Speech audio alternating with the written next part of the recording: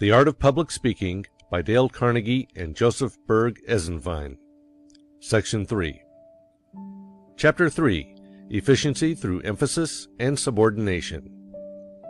Quote, "In a word, the principle of emphasis is followed best not by remembering particular rules, but by being full of a particular feeling." End quote. C.S. Baldwin, Writing and Speaking. The gun that scatters too much does not bag the birds. The same principle applies to speech. The speaker that fires his force and emphasis at random into a sentence will not get results. Not every word is of special importance.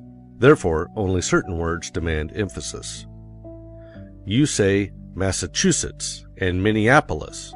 You do not emphasize each syllable alike, but hit the accented syllable with force and hurry over the unimportant ones. Now, why do you not apply this principle in speaking a sentence? To some extent you do, in ordinary speech. But do you in public discourse? It is there that monotony caused by lack of emphasis is so painfully apparent. So far as emphasis is concerned, you may consider the average sentence as just one big word, with the important word as the accented syllable. Note the following. Quote, "Destiny is not a matter of chance, it is a matter of choice." End quote. You might as well say Massachusetts, emphasizing every syllable equally, as to lay equal stress on each word in the foregoing sentences. Speak it aloud and see. Of course, you will want to emphasize destiny, for it is the principal idea in your declaration. And you will put some emphasis on not, else your hearers may think you are affirming that destiny is a matter of chance. By all means, you must emphasize chance, for it is one of the two big ideas in the statement. Another reason why chance takes emphasis is that it is contrasted with choice in the next sentence. Obviously, the author has contrasted these ideas purposely, so that they might be more emphatic. And here we see that contrast is one of the very first devices to gain emphasis. As a public speaker, you can assist this emphasis of contrast with your voice. If you say, "My horse is not black," what color immediately comes into mind? White, naturally, for that is the opposite of black. If you wish to bring out the thought that destiny is a matter of choice, you can do so more effectively by first saying that destiny is not a matter of chance. Is not the color of the horse impressed upon us more emphatically when you say, "My horse is not black, he is white," than it would be by hearing you assert merely that your horse is white? In the second sentence of the statement, there is only one important word, choice. It is the one word that positively defines the quality of the subject being discussed, and the author of those lines desired to bring it out emphatically, as he has shown by contrasting it with another idea. These lines, then, would read like this: "Destiny is not a matter of chance, it is a matter of choice." Now read this over, striking the words in capitals with a great deal of force. In almost every sentence there are a few mountain peak words that represent the big important ideas. When you pick up the evening paper, you can tell at a glance which are the important news articles. Thanks to the editor, he does not tell about a holdup in Hong Kong in the same sized type as he uses to report the death of 5 firemen in your home city. Size of type is his device to show emphasis in bold relief. He brings out, sometimes even in red headlines, the striking news of the day. It would be a boon to speech-making if speakers would conserve the attention of their audiences in the same way, and emphasize only the words representing the important ideas. The average speaker will deliver the foregoing line on destiny with about the same amount of emphasis on each word. Instead of saying, "It is a matter of choice," he will deliver it, "It is a matter of choice," or "It is a matter of choice," both equally bad. Charles Dana, the famous editor of the New York Sun, told one of his reporters that if he went up the street and saw a dog bite a man, to pay no attention to it. The Sun could not afford to waste the time and attention of its readers on such unimportant happenings. "But," said Mr. Dana, "if you see a man bite a dog, hurry back to the office and write the story.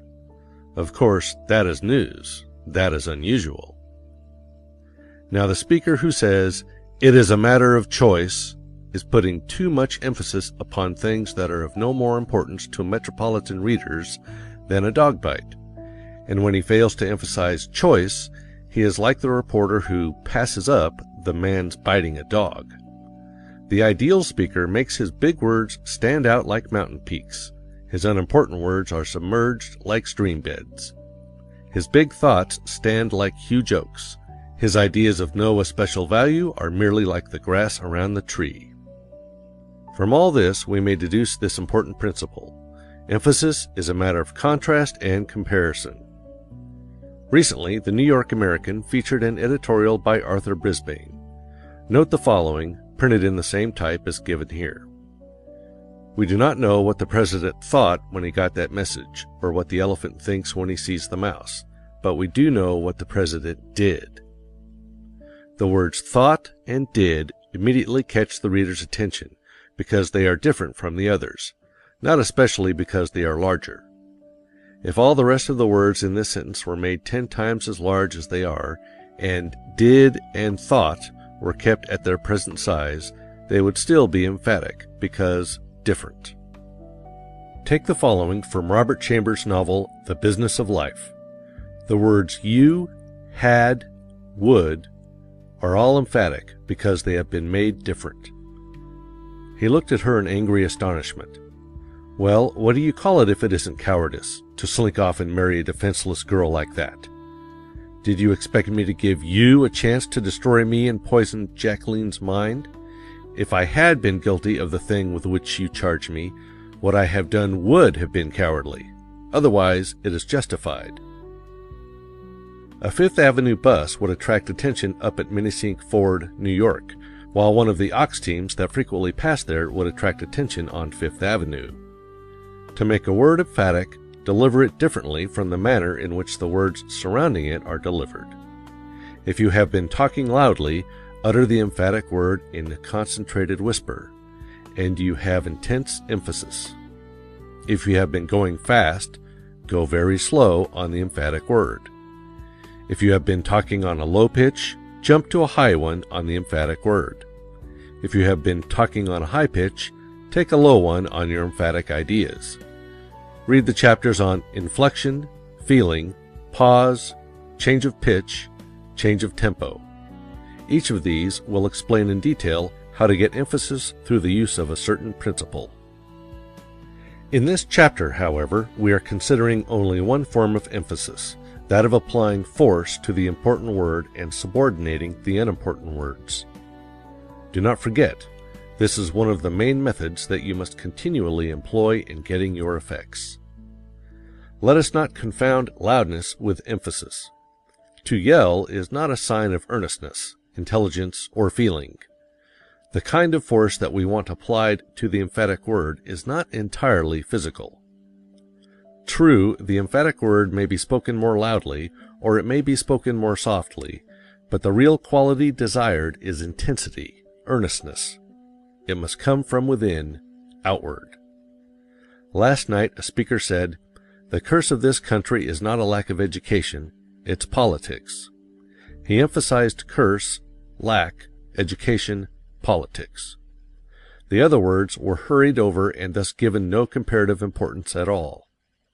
The word politics was flamed out with great feeling as he slapped his hands together indignantly. His emphasis was both correct and powerful. He concentrated all our attention on the words that meant something, instead of holding it up on such words as of this, a, of, its. What would you think of a guide who agreed to show New York to a stranger and then took up his time by visiting Chinese laundries and boot-blacking parlors on the side streets? There is only one excuse for a speaker's asking the attention of his audience. He must have either truth or entertainment for them. If he wearies their attention with trifles, they will have neither vivacity nor desire left when he reaches words of Wall Street and skyscraper importance. You do not dwell on these small words in your everyday conversation, because you are not a conversational bore. Apply the correct method of everyday speech to the platform. As we have noted elsewhere, public speaking is very much like conversation enlarged.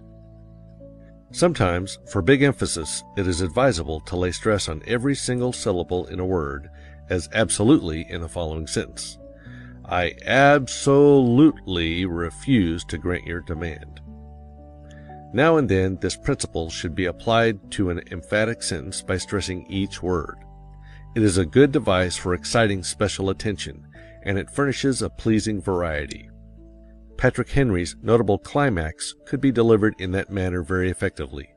Give me liberty, or give me death. The italicized part of the following might also be delivered with this every word emphasis. Of course, there are many ways of delivering it. This is only one of several good interpretations that might be chosen. Knowing the price we must pay, the sacrifice we must make, the burdens we must carry, the assaults we must endure, knowing full well the cost, yet we enlist, and we enlist for the war, for we know the justice of our cause, and we know, too, its certain triumph. From Pass Prosperity Around by Albert J. Beveridge, before the Chicago National Convention of the Progressive Party. Strongly emphasizing a single word has a tendency to suggest its antithesis. Notice how the meaning changes by merely putting the emphasis on different words in the following sentence. The parenthetical expressions would really not be needed to supplement the emphatic words. I intended to buy a house this spring, even if you did not. I intended to buy a house this spring, but something prevented. I intended to buy a house this spring, instead of renting as heretofore. I intended to buy a house this spring, and not an automobile. I intended to buy a house this spring, instead of next spring. I intended to buy a house this spring, instead of in the autumn. When a great battle is reported in the papers, they do not keep emphasizing the same facts over and over again. They try to get new information or a new slant. The news that takes an important place in the morning edition will be relegated to a small space in the late afternoon edition. We are interested in new ideas and new facts. This principle has a very important bearing in determining your emphasis. Do not emphasize the same idea over and over again unless you desire to lay extra stress on it. Senator Thurston desired to put the maximum amount of emphasis on force in his speech on page 50.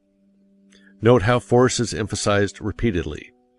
As a general rule, however, the new idea, the new slant, whether in a newspaper report of a battle or a speaker's enunciation of his ideas, is emphatic. In the following selection, larger is emphatic, for it is the new idea. All men have eyes, but this man asks for a larger eye. This man with the larger eye says he will discover, not rivers or safety appliances for airplanes, but new stars and suns. New stars and suns are hardly as emphatic as the word larger. Why? Because we expect an astronomer to discover heavenly bodies rather than cooking recipes. The words republic needs in the next sentence are emphatic. They introduce a new and important idea. Republics have always needed men, but the author says they need new men. New is emphatic because it introduces a new idea. In like manner, soil, grain, tools are also emphatic. The most emphatic words are italicized in this selection. Are there any others you would emphasize? Why? The old astronomer said, "Give me a larger eye, and I will discover new stars and suns." That is what the Republic needs today. New men. Men who are wise toward the soil, toward the grains, toward the tools. If God would only raise up for the people 2 or 3 men like Watt, Fulton, and McCormick, they would be worth more to the state than that treasure box named California or Mexico. And the real supremacy of man is based upon his capacity for education. Man is unique in the length of his childhood, which means the period of plasticity and education, the childhood of a moth, the distance that stands between the hatching of the robin and its maturity, represent a few hours or a few weeks, but 20 years for growth stands between man's cradle and his citizenship. This protracted childhood makes it possible to hand over to the boy all the accumulated stores achieved by races and civilizations through thousands of years. Anonymous. You must understand that there are no steel-riveted rules of emphasis. It is not always possible to designate which word must and which must not be emphasized. One speaker will put one interpretation on a speech, another speaker will use different emphasis to bring out a different interpretation. No one can say that one interpretation is right and the other wrong. This principle must be borne in mind in all our marked exercises. Here your own intelligence must guide, and greatly to your profit. Questions and exercises. 1. What is emphasis? 2. Describe one method of destroying monotony of thought presentation. 3. What relation does this have to the use of the voice? 4. Which words should be emphasized, which subordinated in a sentence? 5.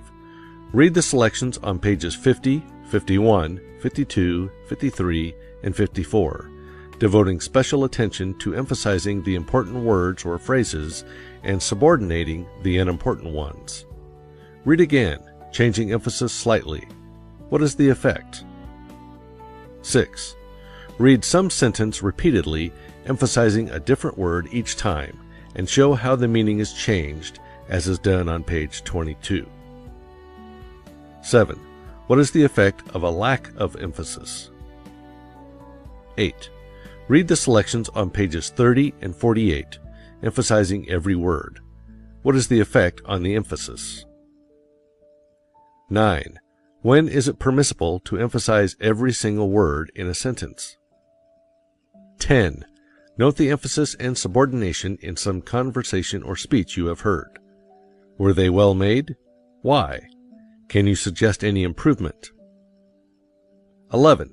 From a newspaper or a magazine, clip a report of an address or a biographical eulogy.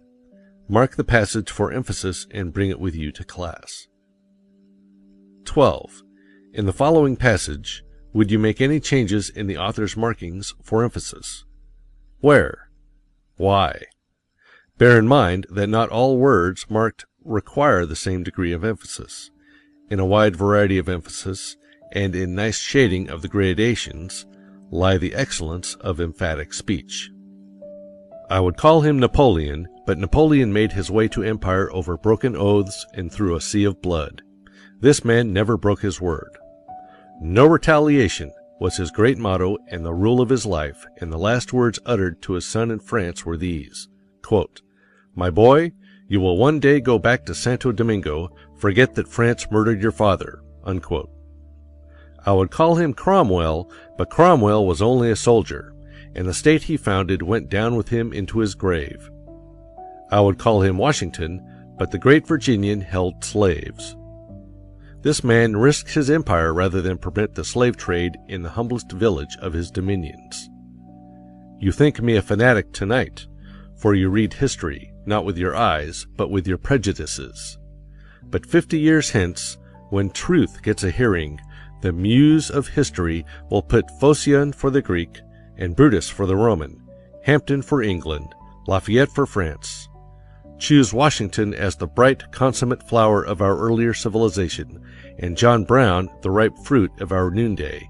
Then, dipping her pen in the sunlight, will write in the clear blue above them all the name of the soldier, the statesman, the martyr, Toussaint Louverture. Wendell Phillips, Toussaint Louverture.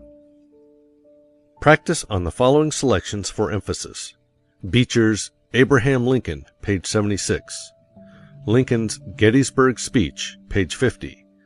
Seward's Irrepressible Conflict, page 67. And Bryan's Prince of Peace, page 448. End of section 3.